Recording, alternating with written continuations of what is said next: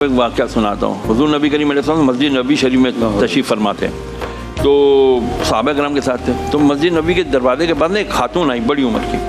آواز دی یا محمد، اے محمد ادھر آئیے. حضور علیہ السلام اٹھ کے چلے گئے. کھڑے رہے کافی دیر تک باتیں کرتے رہے. اس کے بعد وہ خاتون چلی گئی. سرکار علیہ السلام واپس آئے. صحابہ کرام بھی کھڑے تھے اتنی دیر ادب. سرکار تشریف فرما ہوئے سب بیٹھے. تو حضور نبی کریم علیہ السلام سے عرض کرنے لگے یا رسول اللہ آپ جانتے ہیں اس عورت کو؟ فرمایا نہیں میں نہیں جانتا. فرمایا یہ تو مدینے کی دیوانی ہے، اس کو تو اس کے گھر والے نہیں پوچھتے، وہ اس کی نہیں سنتے. تو سرکار نے فرمایا میں تو رحمت للعالمین ہوں، کیا میں بھی نہ سنوں؟ اگر اس کی میں نہیں سنوں گا تو کون سنے گا؟ یہ بڑا کام ہے.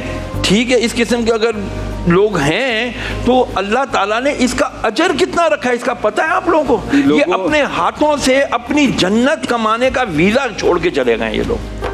کاش ان کے گھر والے اور ان کی بیوی، میں اس کے لیے دعا کہوں گی اللہ اس کو توبہ کی توفیق دے اور وہ لے جائے اس کو آ کر اور اس کی خدمت کرے اور جنت کمائے.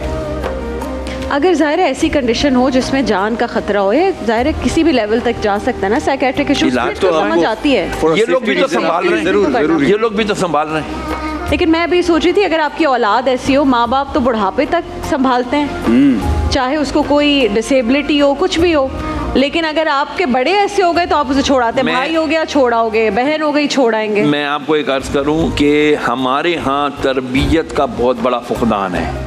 اب ہم نے ہر چیز ویسٹ کی لے لی ہے. بھائی ہم نے اولڈ ایج بنا دیے، ہم نے وہ آرفنیجز بنا دیے، وہاں بچوں کو چھوڑاتے ہیں، بڑوں کو چھوڑاتے ہیں. تو پھر اب ہم کیا کریں گے؟ اسلام تو کہتے ہیں ان سب چیزوں پہ تمہارے لیے اجر ہے. ارے مومن کے پاؤں میں کانٹا چبھے اس پہ بھی وہ صبر کرتا ہے تو اجر ملتا ہے. ساری رات بخار میں رہا، صبر کرتا رہا، صبح گناہوں سے ایسے پاک ہو گیا جیسے بچہ ہے نیا پیدا ہوا ہے، اس کے گناہ ہی کوئی نہیں رہتے اس کے اوپر. اللہ کی رحمت کتنی ہے. وہ فرماتا ہے میں رحمت ہوں، میں تمہیں رحمتیں دیتا ہوں. میں نے جو رشتے بنائے ہیں یاد رکھیے گا 3 رشتے ہیں، ننیال، ددیال اور سسرال. جی ماں کی طرف سے، باپ کی طرف سے، سسرال کی طرف سے. یہ جو آج کہتی ہیں نا بچیاں جی ہماری ضرورت نہیں ہے جی ہم اپنی ساس سسر کی کریں، نہ کریں. اب بات کرنے دینا مجھے.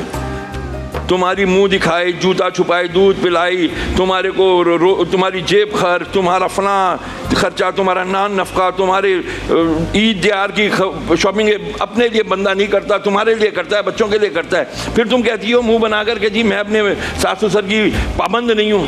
ارے بھائی تم کو کون کہتا تم پابند ہو اس کی عزت کرنے کے لیے یا ان کی خدمت کرنے کے لیے؟ یہ تو تمہارے شوہر کے ماں باپ ہیں. تم اپنے آپ رو رہی ہو نا میں اپنے ماں باپ چھوڑ کر آئی ہوں. شوہر تم لوگ کتنے اچھے ہو، تم کو ماں باپ ملے میں. ارے وہ جو تمہیں ان کو ملے میں تو تمہیں بھی تو ملے میں.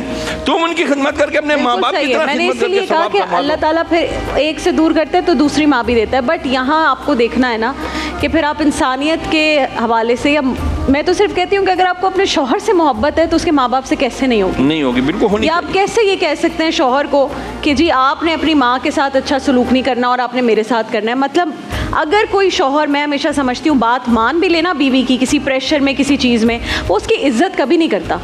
وہ کر بھی لے گا پریشر میں کیا میری شادی بچ جائے کسی طرح، لیکن وہ زندگی بھر یہ سوچے گا کہ اس نے مجھے میری ماں سے الگ کیا ہے. میاں بیوی تو یہ میں ہمیشہ ہم مرد کو بہت زیادہ قصوروار ہر چیز میں ٹھہراتے ہیں، لیکن عورتوں کو بھی تھوڑا سا اسٹیپ اپ ہونا پڑے گا اس چیز میں. ہاں ان کے اوپر کوئی ذمہ داری دین نے نہیں دی ہے، لیکن اس میں کوئی حرج بھی نہیں ہے. ایک محبت والا رشتہ پیدا تو کریں. ارے اجر دیا ہے، اجر بہت ہے. مجھے ایسا لگتا ہے کہ سب سے جو مین چیز ہے نا جو انسان کے اندر ہونی چاہیے وہ ہے رحم.